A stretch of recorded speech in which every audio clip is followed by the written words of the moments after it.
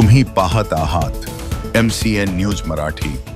बुलढाणा जिल्ह्यातील खामगाव शहर व परिसरात जोरदार पर्जन्यवृष्टी झाली, त्यामुळे शहरातील नागरिकांची तारांबळ उडाली असून 29 ऑगस्ट रोजी जोरदार पडलेल्या पावसामुळे घाटपुरी नाका परिसरात पूर परिस्थिती निर्माण झाल्याचे चित्र पाहावयास मिळाले। व्यापारी संकुलातील दुकानांमध्ये पावसाचे पाणी घुसल्यामुळे दुकानदाराचे लाखो रुपयांचे नुकसान झाले आहे।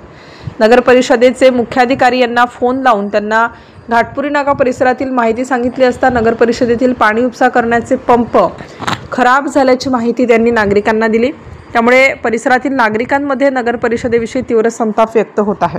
माजी आमदार दिलीप कुमार सानंदा यांना या घटनेची माहिती मिळताच त्यांनी घाटपुरी नाका परिसरात जाऊन सदर पावसाचे पाणी साचलेल्या व्यापारी संकुलातील दुकानांची पाहणी केली व याबाबत जिल्हाधिकारी बुलढाणा, उपविभागीय अधिकारी खामगाव व मुख्याधिकारी यांना भ्रमणध्वनीद्वारे सदर घटनेची माहिती दिली। त्यानंतर लगेचच कंत्राटदाराच्या माध्यमातून मोटार पंप बोलावून दुकानातील पाणी उपसण्याला सुरुवात झाली। तदनंतर JCBच्या सहाय्याने तेथील जमा झालेल्या पाण्याची वाट मोकळी करण्याच्या कामाला सुरुवात झाली।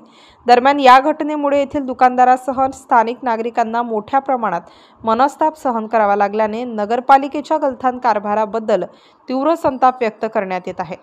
MCN न्यूज मराठी करिता शेख अजीज मोहम्मद, खामगाव। ही परिस्थिती या नगर परिषदेच्या गलथान कारभारामुळे इथेही आमच्या सर्व संकुलातील खालच्या सगळ्या गाळाधारकांचं आज लाखो रुपयाचं नुकसान झालेलं आहे। आणि याला फक्त आणि फक्त शासनाचा नगर परिषदेचा गलथान कारभार आणि या रस्त्याच्या संबंधानं कोणतेही नियोजन नसलेलं, कोणत्या प्रकारचं नियोजन न करता केलेली ही जी चुकीची हे केलेलं आहे, सगळं नियोजन केलेलं आहे, याचा हा परिणाम आम्हाला सगळ्याला भोगावा लागत आहे। तरी आता शासनाने या सगळ्याची जबाबदारी घेऊन, नगर परिषदेची जबाबदारी घेऊन आम्हा सर्वांना याचा योग्य न्याय निवडून द्यावा आणि आमचं जे आर्थिक नुकसान झालेलं आहे आणि गेल्या 2 महिन्यापासून ह्या रस्त्याच्या कामाची जी चुकीच्या पद्धतीनं आखणी करून ठेवलेली आहे तो दुरुस्त करून आमचं सगळं आर्थिक जो नुकसान झालेला आहे ते आम्हाला आता ताबडतोब भरपाई करून द्यावी, अन्यथा आम्हाला पुढच्या उपोषणाला बसावं लागेल आणि पुढच्या जबाबदारीला, पुढच्या होणाऱ्या अनर्थाला पूर्णतः नगर परिषद प्रशासन जबाबदार राहील।